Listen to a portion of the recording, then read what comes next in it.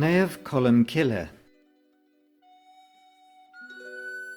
Rugadh Colm Cille I dtír chonaill sa bhliain 1521.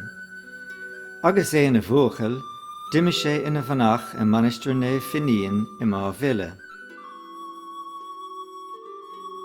Bhunaigh Colm Cille Manistir I Nura, mar ar chas sé saol cráifach, agus cíneile I Narvá, I gceannas na mí agus in áiteanna eile. Scríbhí an-uilte de ba Colm Cille. Rinne sé coip áling de lámhscríbhinn a thug Naomh Finian ar ísacht dó, lámhscríbhinn ón roimh. Déileh Naomh Finian an cháip air, ní thuairtha Colm Cille dó é, ach dúirt an rí diarmuid, le gach buin a lé agus le gach leabhar a bhac leabhar. Chríosaigh Colm Cille a chairde agus cuireadar cath ar dhiarmuid. Buaigh ar an rí ag cúil dreimne, mar ar chail sé 3,000 fearr.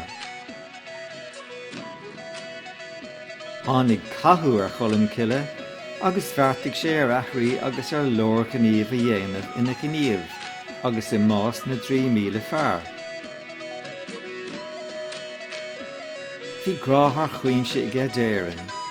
Bheas sé gur a bheith slí de baran a bhéiteach sé aithrí a dhéanamh I macht ó éireann.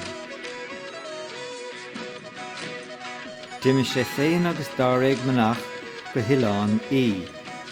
Dumpis sé mór an daoine chun an chreidir, bhí clú ar féin agus ar ileán í. Fuair Naomh Colm Cille bás I láthair a chuid manach ar an 9 meitheamh 1597. Tá sé ráite gur in éireann a cuireadh é I nún fáraigh.